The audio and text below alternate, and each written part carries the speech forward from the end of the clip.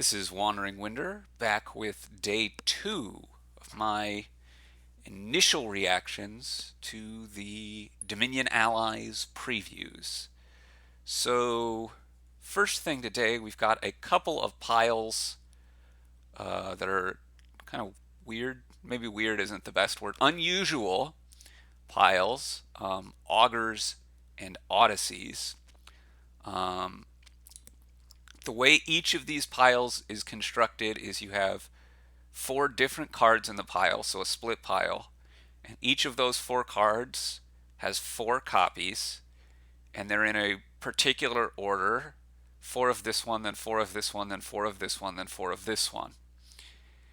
And they cost 3, 4, 5, 6, so they go more expensive as you go further down the pile. It's kind of like the split piles we've seen before in that regard. But there is this mechanic where the top one, we're going to see this in a second.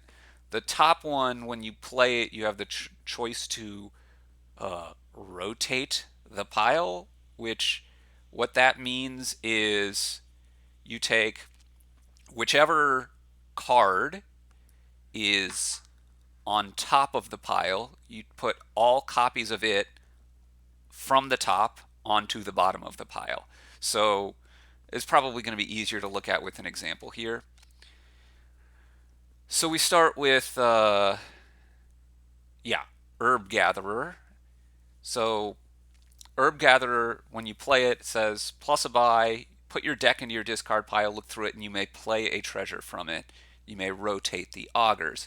So what that means is when you rotate the augurs, let's say you're the only one who's gained an Herb Gatherer, so there's 3 Herb Gatherers left.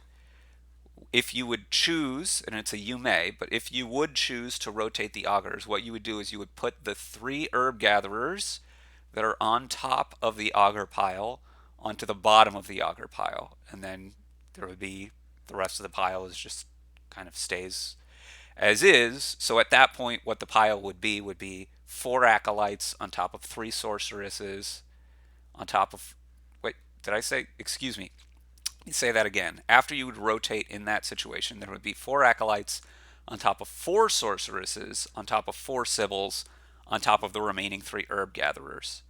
Let's say then 2 acolytes get gained, and then somebody rotates again. I guess it would have to be you in this case, because there would be no way for anyone else to gain an herb gatherer since they're not on the top. You can only gain the card on the top. So you rotate again, and so then you would put the 2 acolytes on the bottom, and there would be 4 sorceresses on top of 4 sibyls on top of the 3 herb gatherers on top of the 2 remaining acolytes. If then before anyone took a sorceress, you rotated with the herb gatherer again, you would put the 4 sorceresses on the bottom. You would have 4 sibyls on top of 3 herb gatherers on top of 2 acolytes on top of 4 sorceresses. If you rotate it again, then the sibyls go back on the bottom. You have the herb gatherers on top, etc., etc., etc. Hopefully that's clear enough. If you have questions about it, I'll try to answer as best I can in the comments. Let's actually look at these cards now, though. So Herb Gatherer costs 3 plus a buy. Put your deck into your discard pile, look through it, and you may play a treasure from it. You may rotate the augurs. So, yeah, this on first blush, this looks quite weak because it's just plus a buy. That's the only thing you get. But if you haven't drawn every treasure in your deck, then you're also effectively drawing a, by the time you play this, you're effectively drawing a treasure then and playing it.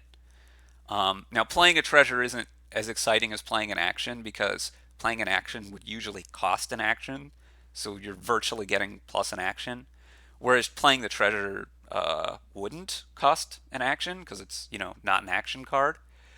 So you're not getting that plus action virtual bonus there. Yeah, but you are getting some effect or some money. Note that you have to play that treasure. Well, have to and get to. I don't know which is the bigger impact there, but you have to slash get to play the treasure rather than putting it into your hand, which matters for something like you can't pick up a copper with this and then counterfeit it. You can't pick up a card, some treasure that you want to then crown. Although, I guess crown, I hadn't thought of this. Crown is probably a bit of a combo with this because you do get the plus action bonus if you're picking up a crown. Play the Herb Gatherer, pick the, discard your deck, pick the crown up out of it, and then you get to, because you're still in your action phase, you get the throne room effect out of crown. Um, yeah, so the first thing that comes to mind with this are this is another way of getting treasures to be played during your action phase, which matters for what my mind first went to would be Quarry. So if you have Quarry and a Gainer, I don't remember how Talisman is worded, but Talisman and I might also work to get you extra copies of cards. Although I wanted to say Talisman is on buy, not on gain. But it can get you Talismans in play. It could get you Coin of the Realm, right? That's a trick with Storyteller or Black Market. Getting a Coin of the Realm into play. Um, yeah, it can get you. I mean, it could just get you money in general, right? If there's a silver in your deck, you're playing the silver, and then this is pretty much like a messenger. If there's a gold, then it's a little better than that. If you have one gold, you have to watch out about having drawn it by the time you play this. So when you play this in your turn, assuming you're drawing some cards, is going to be a little bit trickier than with most other actions, particularly with most other terminals. You want to wait to play them at the end. But with this card, well, for a couple of reasons, you might want to play it earlier than that. Um, because you want to make sure that that treasure is still in your deck, and because you're getting the Chancellor effect of putting your deck into your discard pile, which you may want to do earlier in the turn, or you may want to do later in the turn, depending on the contents of what's left in your deck, or if you're going to play a Hermit or a Mountain Village or something afterwards. Um, Still, overall, I still kind of think this is pretty weak. Certainly, as an open, it is not impressive because you're mostly going to be picking up a copper with it. Even if you open with this and a silver, um, you're more likely than not to not draw them together. But you could draw them together, in which case this is like an herbalist. Um, so then it's just, how much do you want to rotate the augurs? And rotating, I don't want to take. I think generally this is kind of like split piles we've seen before. You don't want to take bad cards just to rotate yourself into being able to get better ones, um, because then you've done the work of exposing the better one, and yet you haven't gained the benefit much faster than your opponent. Maybe Gladiator is the best example of this, but it comes up with Settlers, Bustling Village, whatever, as well, right? If I do all the work of gaining 5 settlers, my opponent can gain the bustling villages not quite as fast as me, but almost as fast as me, and presumably they've been doing something better than take 5 settlers, right? Now, Settlers is a decent enough card that maybe that's not a big deal. Maybe the Settlers are actually a good card anyway. The Herb Gatherer seems like a weaker card than that to me. It seems more closer to the power level of Gladiator, although it is plus buy. If you're going to need plus buy, and maybe it's the only plus buy on board, you could do worse than this probably.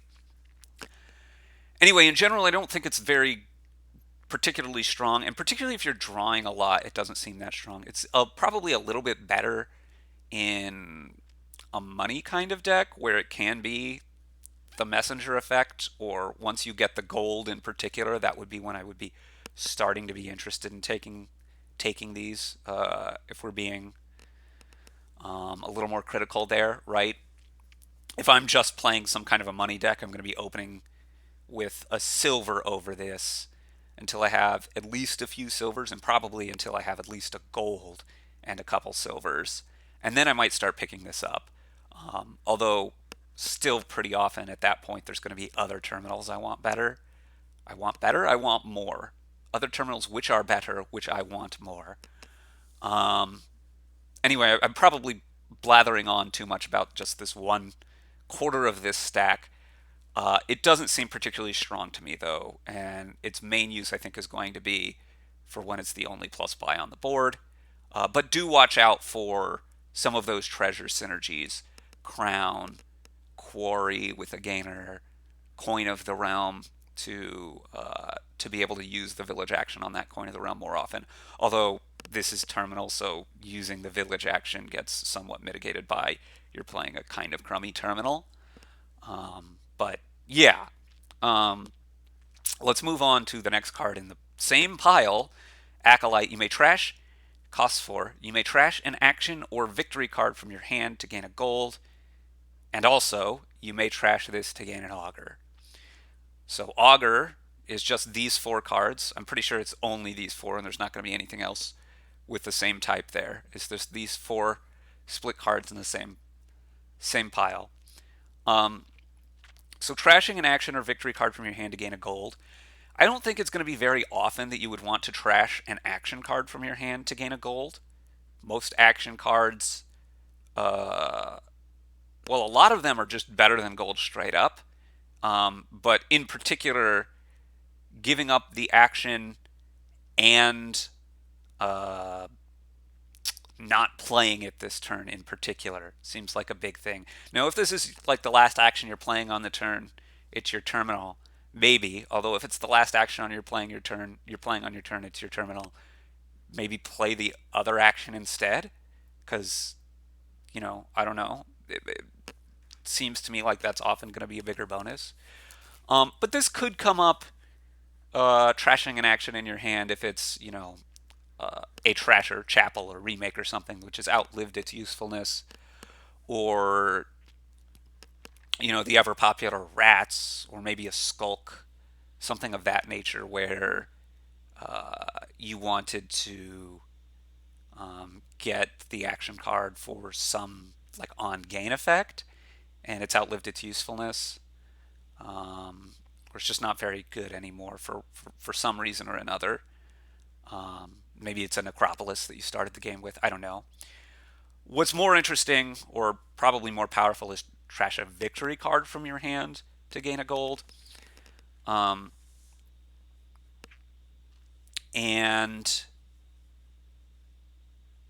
yeah, that seems pretty strong, assuming you're trashing an estate. Estate turning into gold is a big upgrade, a very big upgrade. In a money deck, it's a huge upgrade. In other decks, it's still a pretty big upgrade, quite frankly. Estates are pretty crummy, usually. There's exceptions. You wouldn't want to do this then. But yeah, estates are usually pretty crummy. Golds are, well, not super exciting if you're trying to do draw stuff, but they're a lot better than estates. And then trashing this to gain an augur, yeah, you probably won't want to take another Acolyte, although maybe if you're emptying the rest of them out of the pile or something. But that would, I think, mostly be for the other things. Speaking of, let's look at Sorceress now. So Sorceress costs 5. It's an attack, along with being an action and an augur. Plus an action, name a card, reveal the top card of your deck, and put it into your hand. If it's the named card, each other player gains a curse. So if you can name correctly, this is plus a card, plus an action. Each other player gains a curse. It's familiar, basically. But you do need to name the top card correctly. And if you don't name correctly, this is just a cantrip. That does not seem like very good value to me, unless you're going to pretty reliably be able to hand out curses. And even then, it's only good, and it is good then, right? Plus a card, plus an action, plus a curse for 5 cost would be pretty good. But you're also not going to be able to get this very early, because you have to get through these other things somehow, and these are not that strong, I don't think, to be able to uncover this very early. If somehow it is uncovered early, I still don't think this is very good unless you can reliably predict correctly, which means most likely there is some card like Apothecary or Cartographer or something like that where that card's going to be revealed. Could come up with something like Wishing Well or Ironmonger or Will o' the Wisp, which reveals that top card after you play it, Vagrant, and and isn't always going to draw it. That could be a way that you could kind of combo with this, but you need it to be pretty reliable. Like you want to have several of those cards probably, right? Several apothecaries or something. Um, Speaking of apothecary, this might herb gatherer herbalist. This has some of that potion kind of flavor off of it. That might be a reason that the herb gatherer would be more impressive. Um, with potion cost cards, for scrying pool, you open this plus potion, and you're going to find your potion more often. That's probably a reason to think about getting herb gatherer. Anyway, back to sorceress. Uh, yeah, it's not that impressive to me somehow. Later on in the game, if your opponent has thinning, which is usually but not always going to be the case, then the curses might not hurt that much anyway, depending on the nature of the thinning, of course. So just the that this benefits you so little makes me not that impressed by it, given the amount of work I expect for this to be uncovered, and given for the amount of work that I think you probably have to do to make it attack reliably. I guess one other way that it could attack is if you like draw your deck and then have something that discards, a Hamlet or something, and then you can for sure know what the top card is, or if there's City Gate, or if there's um, your opponent has Chariot Races, right? There are several ways where this could be reliable. If it's reliable, it's going to be pretty good. Um, Although you really have to, I think it has to be pretty reliable, right? You don't want it to just be, oh, it hits half the time. I think you want it to hit more often than that in terms of giving the curses. Lastly, let's look at Sybil. And I say lastly, although obviously this is still just the first Kingdom card pile, so I really better pick up the pace. But there are a lot of different cards, so my apologies, but you're getting a long video today. Um, Costs 6 and plus 4 cards plus an action, which if it stopped right there would be well worth the 6. It does not stop right there. It says put a card from your hand on top of your deck and another on the bottom, which of course I guess combos with the Sorceress, right? You put a card on top of your deck, you know what it is for Sorceress. But more than that, I think, yeah, this works out to draw as much as a lab, assuming that you're not overdrawing your deck and having to put cards back. But it draws as much as a lab with some extra selection to where you get to stick a card on top and you get to stick a card on bottom from extra cards. So the card on bottom is probably going to be some payload card or victory card or something. The card on top will probably be a better card. Maybe a good card. Maybe you're seeding your next hand. Maybe you are, I don't know. Even being able to just put a card on bottom, right? We've seen this kind of effect with Secret Passage some, which I tend to not be a huge fan of. But with this actually putting you up on cards as well, I think I'm going to be much more of a fan of this, except that I'm not going to want to do the work to uncover it. But yeah, card on top and bottom you could use to seed your next hand for reliability, right? If you are drawing your deck and you finish, drawing your deck, and it's the end of your basically of your action phase, the last draw card you play, you stick 2 cards from your hand into your next turn. Now, 2 is a lot. That's kind of a lot of overdraw. So I'm not sure quite how useful that would be. Although with something like crop rotation, being able to stick a victory card back to seed your next turn, if you have very few of them particularly, could be nice. Um, and yeah, if you can afford to stick a village in a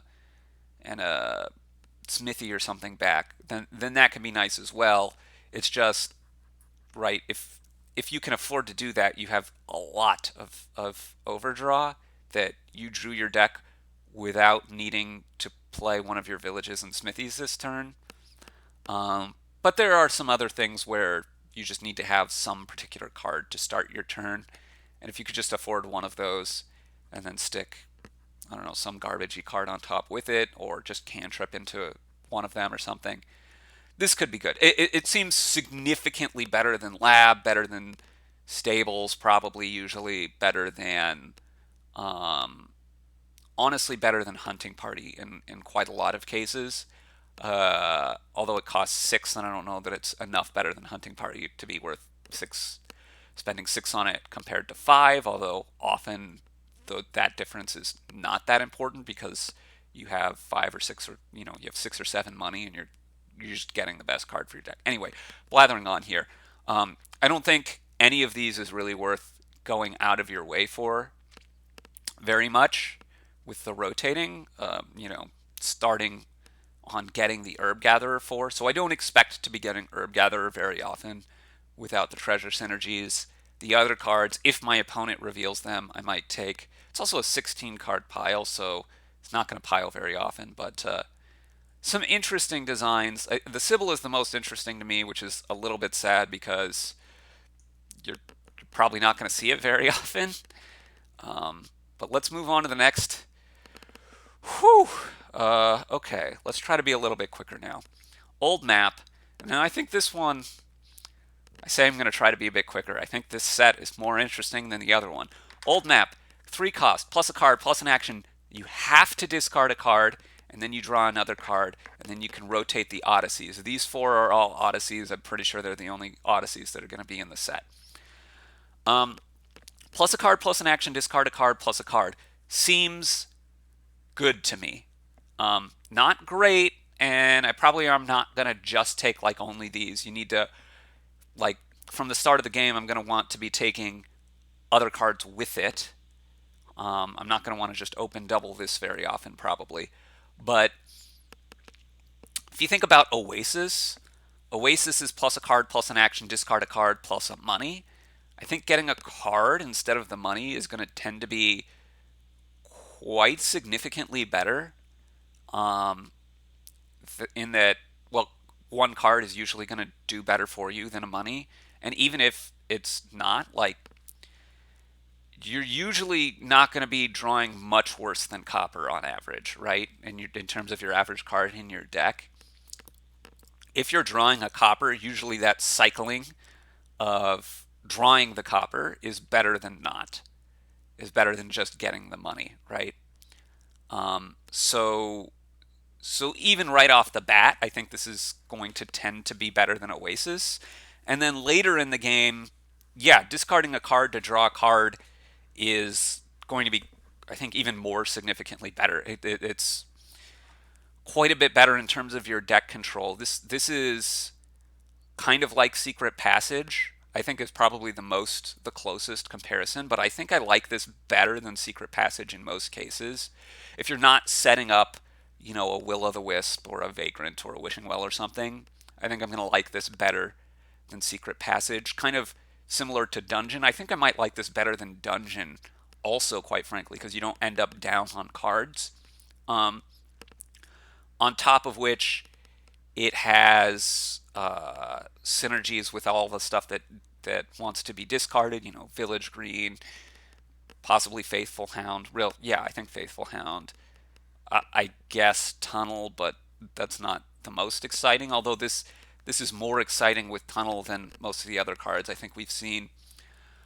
But yeah, just a nice glue kind of sifting piece. One of the best I think we've seen to help you be reliable in your drawing right? Not as good as a lab, but not that much worse, quite frankly, towards the mid game. And it only costs 3. So I think that's going to be very good, even ignoring the rotating the Odysseys, which I might do just to stop my opponent from getting more of these cards because they're good. Although, I guess with the rotation, you're always the first one to buy afterwards, or maybe almost always rather than always. There's probably some edge case where you are reacting a card which plays it like a black cat or something.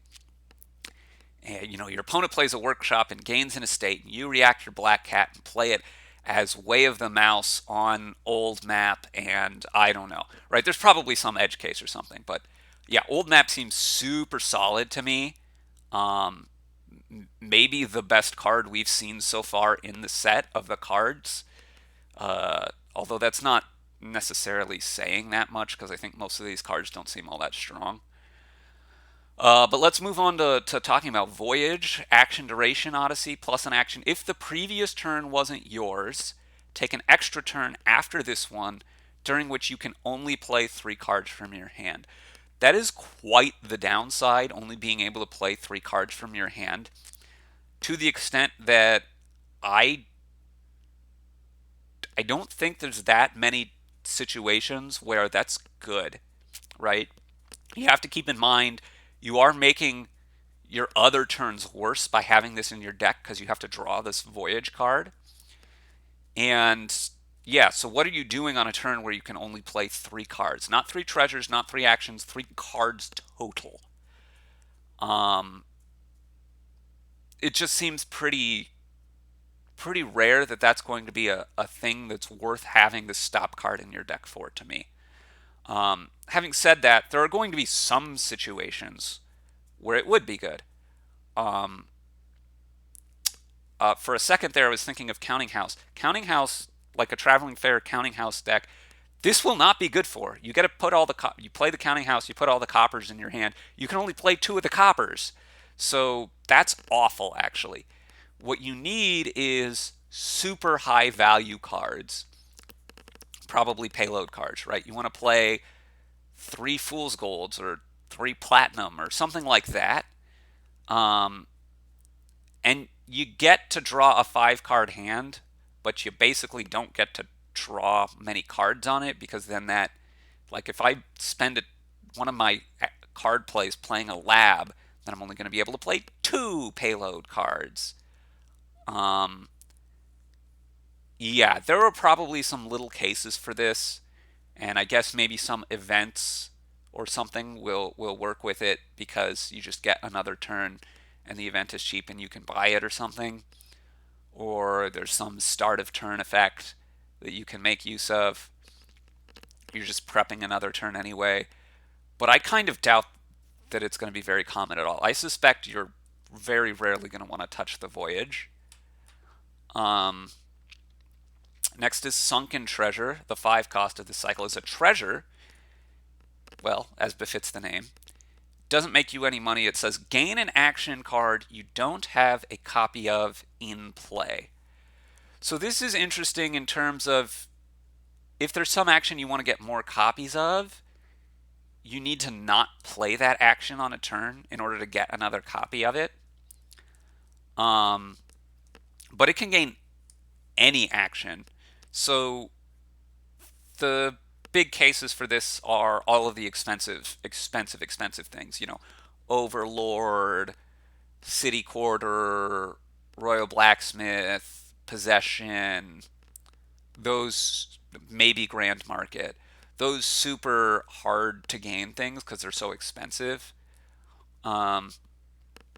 Prince, right? You could gain a Prince with this if you don't have a copy in play. Actually, Prince is probably a great example because you're almost never going to actually have a copy in play. So, so that could be good. But somehow, I think usually you want to play most of your actions, and so I don't think you're going to want to get too many copies of Sunken Treasure very often because, right, even if Overlord is on the board, usually by the time you play this, you're going to have wanted to play one of your Overlords at least. So you're kind of gaining one of everything. And if you don't want to gain an action that you don't have in play yet, do not play this card. You don't have to play your treasures. Um, but yeah, I expect that you will often want to get maybe one copy of this if it's early enough to start picking up some extra actions that are good. But you don't want too many because it's a stop card and you're going to run out of good things to gain before too long. So this doesn't seem all that strong to me either in general. And then the last thing in this Odyssey cycle pile is I guess the correct term. Distant Shore, 6 cost, 2 victory points. It's an action victory Odyssey. Plus 2 cards plus an action, and you have to gain an estate, which is pretty bad most of the time for most decks, I think. Um, Obviously, there's going to be some exceptions. If you have inheritance, that turns to be quite good. If the estates are gone somehow already, that's okay. With Shepherd, maybe with Crossroads, the things that want you to have green cards anyway, this looks pretty good. Apart from that, Lab and Gain an Estate is not a card that I think I would want to have usually, unless I guess the other thing would be if I need fodder, right? If need something to trash to my bat or my forager or something like that, then this could be an upside. But otherwise, gain an estate is a pretty big downside for a lab, and so I wouldn't probably be wanting to pick this up until late. And then if I'm picking this up late, do I want it more than a duchy? Um, Well, not if the game's going to end right away. If I expect to have maybe 2 or 3 turns left, then maybe this starts to look better than a duchy because it will gain me more points eventually, and it's not a dead card, although it gains me a dead card. And then like after the second play, it draws a little bit worse than the duchy would have because I have the estates. But um, yeah, if there's some trash for benefit that I want to feed, this looks good. If there's something that wants me to have estates or victory cards in my deck, this looks good. Other than that, I'm probably not touching it too much. So of all of these cards, the Sybil is interesting, but the one that interests me most, kind of, is the old map. Seems like a pretty good value for 3 to me. Probably not opening with a ton of them, but opening with one of them, I expect to be a fairly frequent play, and then picking a bunch more up on hands where I don't have 5 if that's the price point I want to hit, or maybe even if uh, you know maybe even if I have 4 in some cases. Some other 4s are probably going to be better than this, but a lot of times this is probably going to be better than the 4s. Um, I think old map seems pretty good, pretty strong, pretty interesting to me. Now let's move on to the next card, which is Swap. 5 cost action plus a card plus an action. You may return an action from your hand to its pile to gain a different action costing up to 5. I think this is probably going to be a card that gets pretty overrated. This doesn't seem that strong to me. Um, Obviously, gaining 5 cost actions is a good thing, and on a cantrip, that's also nice. But you have to give up a cheaper action, which is generally not good. Generally, you want your cheaper action cards. And more importantly, you're chunking a card out of your hand and you're not getting the immediate benefit from it, right? The card you gain goes to your discard pile, so you're down your negative cards from your hand. Now, in some sense, it could be worth it, right? You're gaining 5 costs. That could be worth losing a card out of your hand for sure. But that on top of you have to actually lose the action in your hand, on top of if there's really a 5 that you want a lot of copies of, why didn't you get that instead of the swap to start with, right? This is has the same workshop, the same gainer problem as all the other gainers, um, in that it's slow, right? If I want to get hunting parties, it's because I probably want them now. And hunting party seems like one of the better case scenarios for this, right? If I want to get a mountebank, I don't want to take a swap, play the swap, get the mountebank, and then play the mountebank. I want the mountebank right away. Um, Having said that, I said mountebank, which made me think of cultist, which made me think of ruins. This looks like an excellent way to deal with ruins, so that's something for it. Um, Good against cards, mostly cultist, where your opponent is giving you ruins. It also looks good if you have some actions which have outlived their usefulness. Maybe skulk, maybe lackeys because you're over terminal now and you really mostly wanted the villagers. Maybe a thinner that's outlived its usefulness. But the case of the thinner, right? For this card to be good, you want to be making that swap multiple times and probably more than just a couple. Which means you need to have a lot of copies of actions that you want to be swapping away. And I just don't think that's going to come up very often. So I think this is going to be a quite niche card and something that you don't see. Something you don't see that much. I think this is pretty weak also, although it's going to have its spots where it's strong. And like I was saying yesterday, that is the power level band that I want cards to be personally. Lastly, for today, we've got a couple more allies, and just a note that I meant to make yesterday on allies, which I forgot to. I think I forgot to in that video. There's 23 allies, and there's only 9. I think they're called liaisons, things that give you favors. And the allies are only going to come up if you have one of those 9 cards in the kingdom, which means if you're playing with everything, if you're playing with all the kingdom cards full random, each ally is not going to come up very much, right? Uh, the the individual kingdom cards are going to show up like a bit less than 3% of the time, and then there's only 23 of these.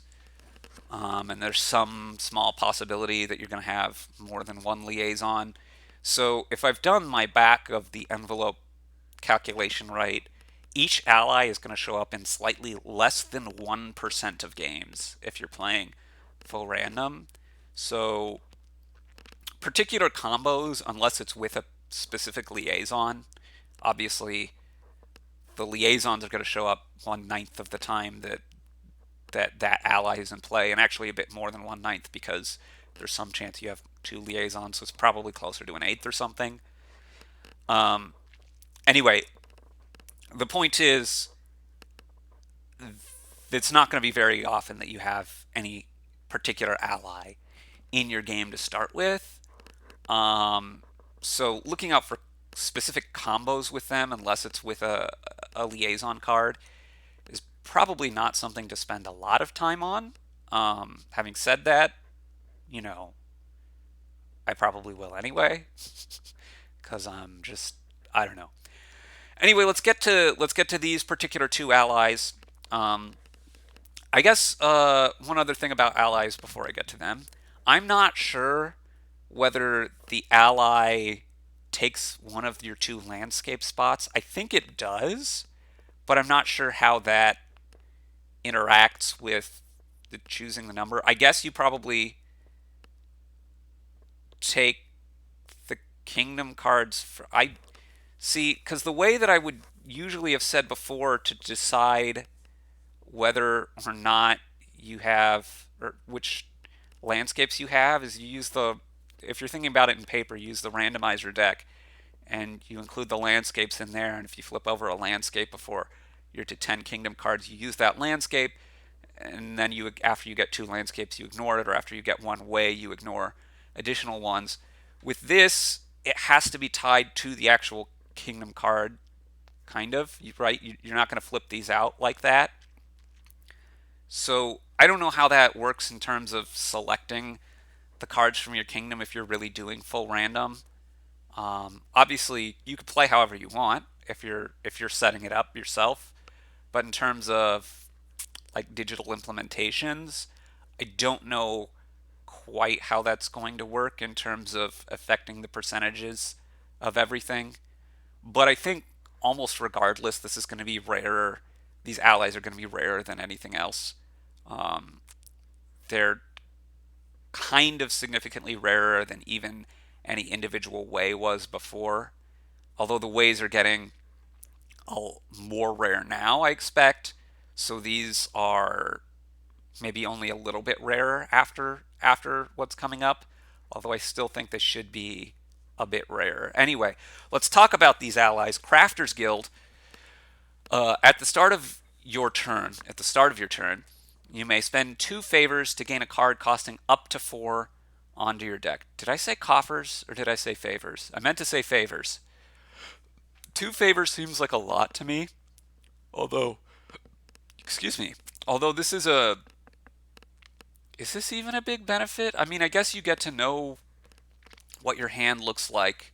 You probably have some kind of a cantrip or some way to draw a card, so you're going to be able to see this card right away. But a card costing up to 4 is usually not going to be that exciting. Um, you can't do this on the opening, which is very important. It would be probably quite a strong thing on the opening if you could do it turn 1, right? Turn 2, you could be playing your chapel or your whatever. That would be really good, but you're not going to be able to do that because you're only going to have 1 favor at that point. At which point, at least based on the liaisons we've seen so far, this doesn't seem exciting to me. There isn't, right? The liaisons we've seen so far are not um, strong enough. I don't think that I would want to be going out of my way to pick them up in order to trigger this very often. So this one doesn't excite me very much. I'm sure there will be spots for it. I'm sure there will be places for it, but it doesn't excite me much.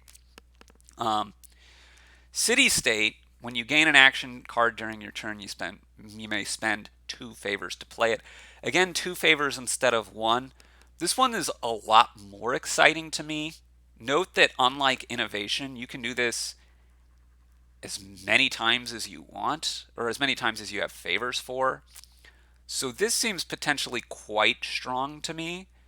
Although again, like if it's the bauble, I think it was, that costs 2 and can give you a favor, that treasure, I don't know that I'm too excited to fill my deck with those in order to activate City State. Although maybe, honestly, depending on what else is going on. Obviously, even with Innovation, right? Sometimes it kind of didn't do much, and sometimes it did a lot. If there's a way to get these with like bridges, you buy a bridge, proc the bridge, buy a bridge, proc the bridge, and yeah, you're not netting buys each time. So that's not just going to win the game for you, but if there's a way to get more buys, if there's Squire in the Kingdom that you can proc that also, if you have enough favors, you could just win that way, Mega Turn all in the buy phase. But yeah, apart from that, it's going to be more likely that it's going to be gainers and occasionally attacks if the liaison is good enough. But gainers, where with a workshop, you workshop into an ironmonger and then you spend 2 favors and you play the ironmonger and you can play on, and that makes your workshop a lot better. Um, all in all, I'm still not super enthused about this one, given the strength of the liaisons we've seen so far. But it obviously has potential to be quite good. And we'll have to see if any of the other remaining liaisons give you favors more easily, which would make this more appealing. Um, that it's not limited to once a turn per innovate as innovation um, is interesting. I guess innovation is really good with things that gain you horses like Paddock or Slay or something, and this probably even more so, right? It turns your Slay into like a super lab, right? So if you have enough favors to play both of the horses, but that is, a lot of favors. I play a sleigh and I pay 4 favors, which is a lot. And I'm going to guess that there probably aren't going to be too many liaisons that can get you a lot of them easily, just because with some of the other allies, the one that saves you cards or the one that gives you money per 4 favors, that would be, I think, really strong if there was just something that gave you like 4 favors on play and wasn't super expensive. So I'm gonna guess favors are going to be hard enough to come by that this isn't going to be super strong in general, but obviously it's going to be super dependent on not only what liaisons are available, but also, right, how it is that you're gaining actions and when it is that you're gaining actions during your turn. Anyway, this video is super long, even longer than yesterday. I thought yesterday was going to be the long one, although I guess, this is 1, 2, 3. It's kind of 11. So that's still quite a long time for each of them. But there was a lot going on today. Tell me what you guys think. Leave comments in the comments. I'll try to respond. If you have questions, I'll try to answer them if I'm able, etc., etc., etc. Thanks for watching. See you again tomorrow with more previews. Goodbye.